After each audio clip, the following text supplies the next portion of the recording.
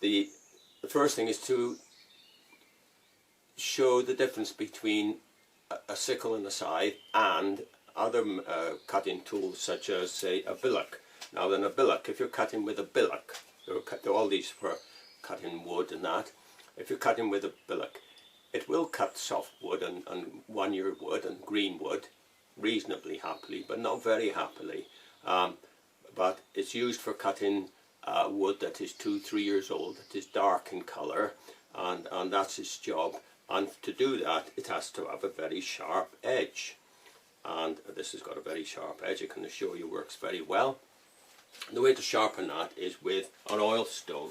And this is an oil stone. And some people call it a canoe stone because it looks a bit like a canoe, I suppose.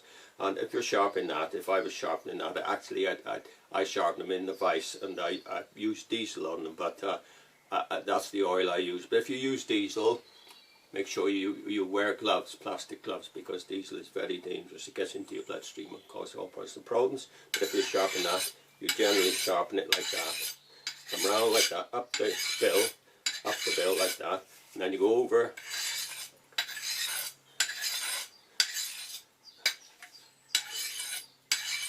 Every other, about 3 or 4 strokes.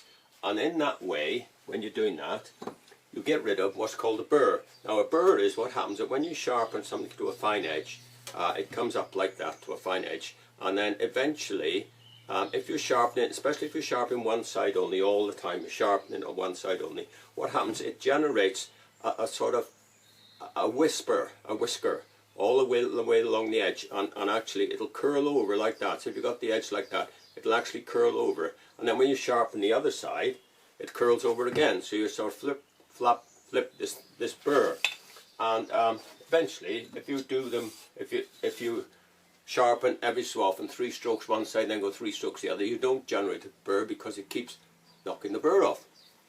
Get a very sharp edge.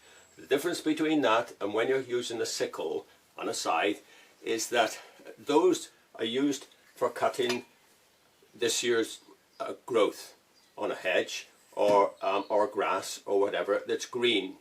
And what you find with grass and that and this year's wood is that the outer membrane of that vegetation will resist cutting. And if you use that method, what happens then? The vegetation slides off. And if you try and do it, if you do it in practice, if you try and cut grass or small stuff with that, you will find that it will bend over. 2 reasons: because the edge is coming at right angles to the material, and the other thing is it hasn't got the burr. Now then, when you sharpen a sickle, this is a sickle, what you do is you sharpen it not with an oil stone, a canoe stone, but you sharpen it with a whetstone that's used wet water, that's wet. They call it wet, but it's wet. And that is a whetstone, and it's a cigar stone. You call it a cigar stone because it looks a bit like a cigar, but it is actually 30 centimeters long or a foot. So you've got good room to catch hold of it, and you've got that area to use to dress the sickle with. You can use the other way around then, see, so you can get plenty of use out of it. Always wet them, always use them wet, never use them dry. What happens if you use them dry? They wear away and you get a hollow in them very quickly. Instead of it relies on the wet to hold the stone together. So always wet them. And so what you do now is, because that's very coarse, you don't have to use it such a lot. And the other thing, because it's coarse, as you sort of sharpen the sickle, then it introduces a very ragged edge, and that ragged edge has that burr on, that little flap on. Because it's a ragged edge, it gets rid of a lot of the burr, because it does fall off if it's too big, but it leaves a little bit of the burr on. And what the burr does is, as opposed to that, when the grass gets out of the way, because the edge is ragged, almost saw-like, if you had a microscope and you looked at it, it's like a saw, then it catches hold of the grass. The grass can't resist, and then the sickle continue on and cuts it. So that's why it's so very effective. So therefore, that's the different method. You don't use a canoe stone on a sickle or a scythe. I see a lot of people do. I think they're wrong, and the old boys think they're wrong. And they don't peen, and they use a cigar stone. Very common, not as common as they were, because people have gone over this bit of an idea of peening and stuff like that, or they've got strimmers. So if you want to sharpen that now, and you, I want to sharpen that. I only sharpen that from there to there quite assiduously, because that is the only piece that I'm using, because that hasn't got an angle. That looks then like that, doesn't it? And therefore it's harder to cut. So you're using that because you're cutting then, see that's at the end of the grass, you're cutting it at an angle. You're not doing it like that. The blade is coming at an angle, it's catching hold of the grass can't move, the blade cuts it. So you go. If you use this type of sickle, you generally rotate from the elbow. You hit a little bit from the wrist, but generally from the elbow, like that, not like that. Okay, and that's it. And so therefore, I only sharpen up. Now and again, I do that, but I do that in the vise, and that's another method. What you do is, if you want to sharpen it, you put your hand around there, but you don't put your fingers around there because you might cut yourself. You put them to the back of the thing. You put your thumb in front and you grasp it like that. You push the sickle in above your hip bone. Make sure that doesn't move, because if it slips like that and your hand's in front, it'll cut you. So therefore you got it like that. Got your whetstone. It's been wet for about 20 minutes. You keep it damp, or keep it wet even. And then what you do is then you get the cigar stone, because it's wedge shaped, it's designed so when you got the right angle here and you got the right angle there, you don't have to alter your angle. The angle of that stone is designed so that it'll put an angle on there at the right angle for the best cutting. So you find it where you are, where you're flat on the blade, you rock it like that, and then you go like that. Now then, if you listen to the sound, that sounds rough because it's wrong angle. If I went down there, it would sound rough. But if it sounds sweet, see it? Isn't that sweet? Is there a difference? So you got it nice and sweet. Now then, what you do, you always leave the edge. It's called leaving the edge. You always leave the edge. In other words, that stone is leaving the edge behind. That is going towards the edge. This is going away from the edge, or the edge. There's the edge. That is neutral. That is going towards. That's bad. That's bad. But this is right because you're leaving the edge. So you go. And when you got it right and it sounds right, you go.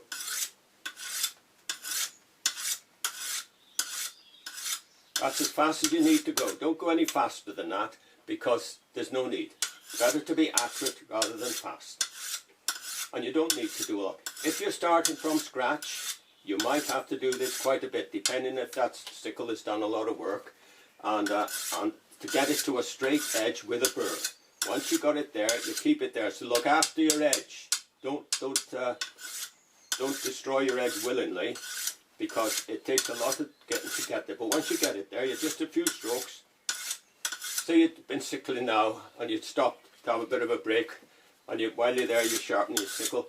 You'd go like this.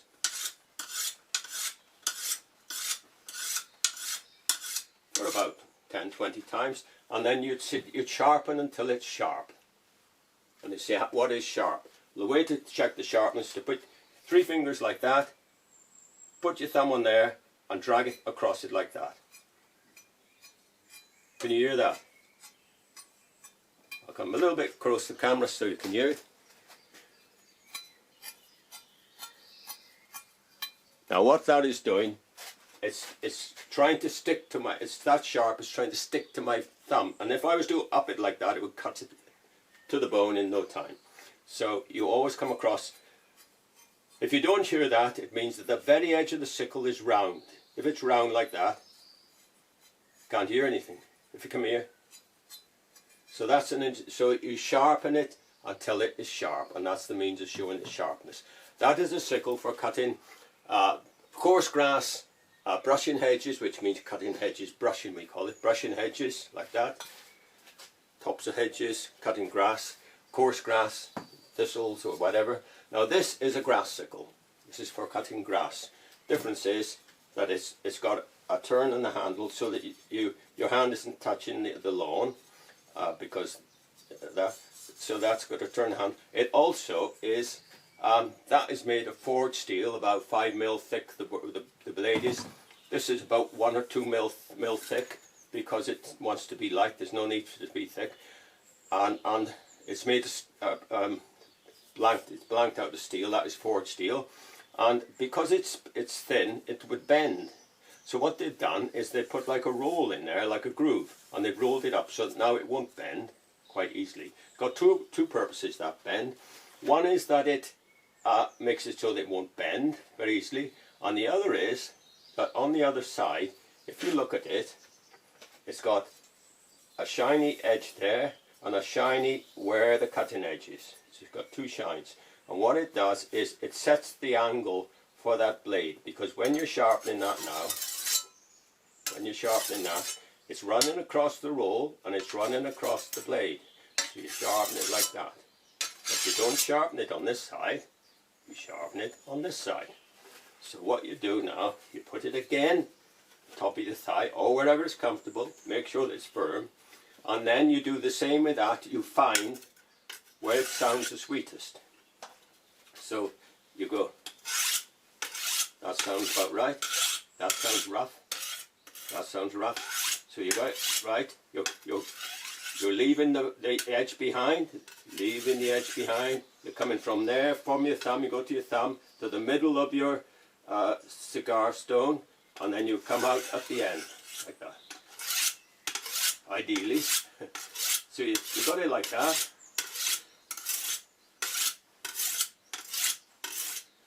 And ideally what happens is that it will run across both faces there, and you get a nice sharp edge. That's the object of the exercise, and hopefully I'll get it the same, which I usually do. And so you got it. You don't have to do that to start. You can go straight into it like this. No faster than that. No faster than that. There's no need. Accuracy is better. Better to get a good edge than rattling along like as if, you know, showing off or whatever people do. And leave the edge. 1, 2, 3, 4, 5, 6, 7, 8, 9, 10, 11, 12, 13, 14, 15, 16, 17, 18, 19, 20. Now then, test it. How sharp is it? It's as sharp as you decide. That's the method of testing the sharpness. Let's listen to this.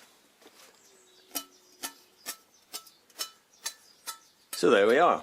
So that's okay. That will start. But it was good for a start. At the end of the year, you should oil your blades, because the blade is that sharp that it will oxidize. The edge will just wear away, and you think, oh, I left it really sharp, and that will come near in next September, and you pick it up, and you've got to sharpen again. The reason is that the blade's oxidized. If you forget, then you've got to bring that edge back, and therefore you've got to do that.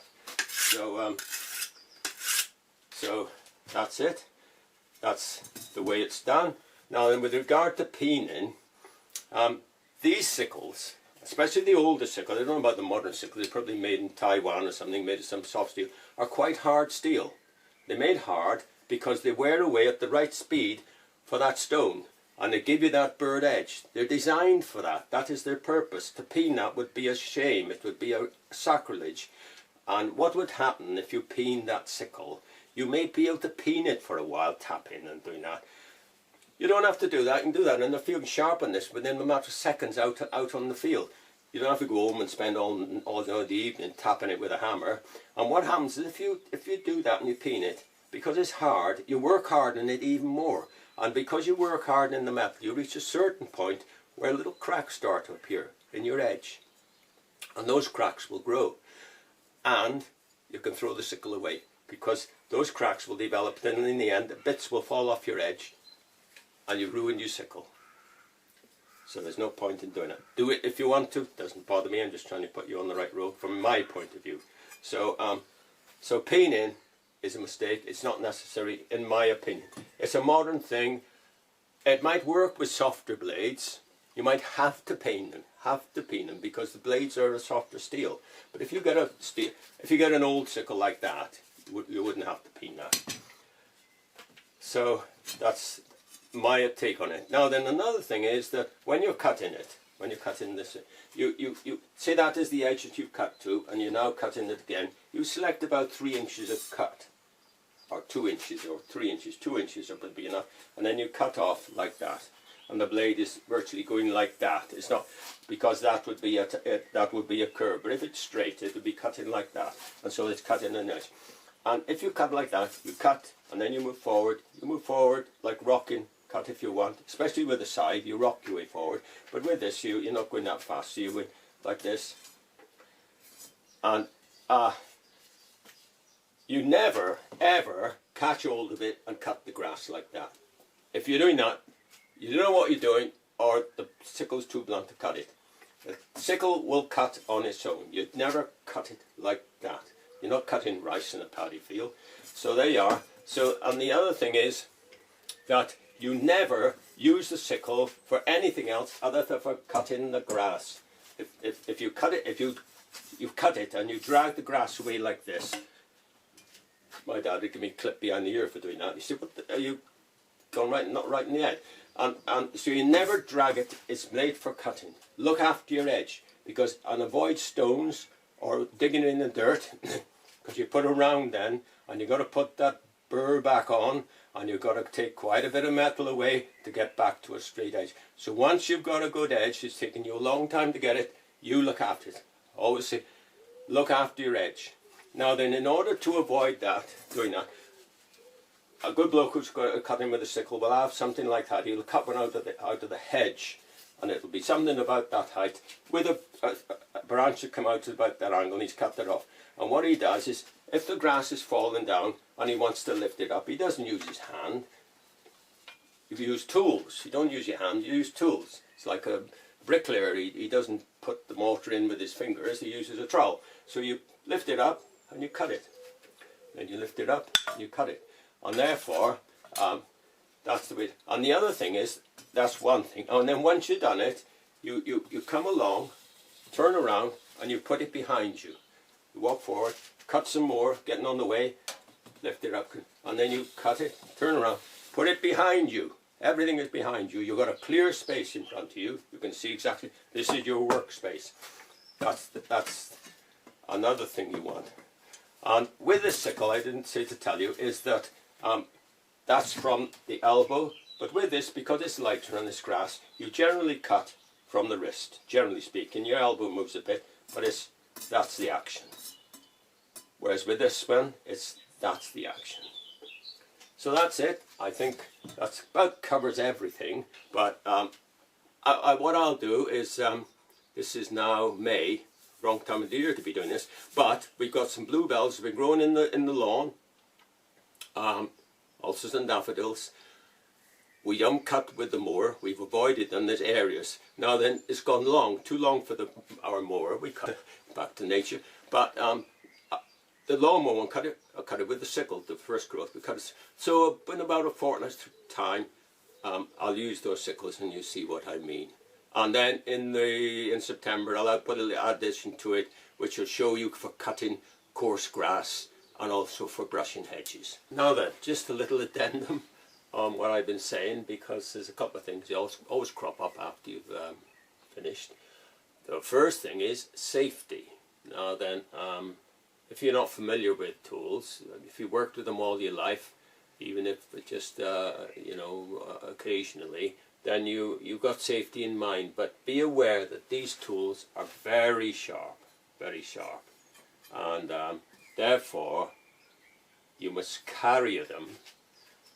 My father used to say, if you're carrying a billock, you don't carry anything else. And if you're taking it any distance, you wrap it up. Always think safety. That's the first thing. Be aware of what you're doing. The other thing is, when you've finished with the tools, always wrap them up. For the protection of the tool and for the protection of yourself. Protect the tool from being rubbed, and also when you go to put it in the drawer, then you want to be able to go in there and pick it up without sort of pushing your hand in the drawer and find out that you've caught it on the sharp end. So you always sort of put your tools in something, an old the leg of old jeans or anything like that, and then you can put them in the drawer. And the other thing is, as I told you about peening, I wouldn't have thought that if you peened the sickle that you would be able to bring it back to be able to use a cigar stone, because you've destroyed the edge, but it would take a lot of work to get it back. You'd probably have to grind it very carefully on a grinder to get it back. But my recommendation would be for you is to buy a second-hand sickle from a car boot. Make sure it's an old one and a nice curve on it. Got a lot of work left in it. Something that can be recovered. A lot of the ones you look at are just gone beyond. They've been damaged beyond repair. But and then bring it back into use. The reason for that is the steel is made for that. Could be modern sickles, I don't know, because I've not bought a sickle for, well, 50 years. And therefore, the steel may change, and they do require peening, I just don't know. But if you buy one and you get a whole old one, it will last you and it will last your sons, whatever, generations. So you want to buy an old one. And hope that's some information to you. And the other thing is, if you want to subscribe to my videos, the little subscription button is on the screen, bottom right hand corner. I've done some videos on other subjects, so and also you'll be able to follow the theme of using tools. Okay, so hope that's some benefit to you.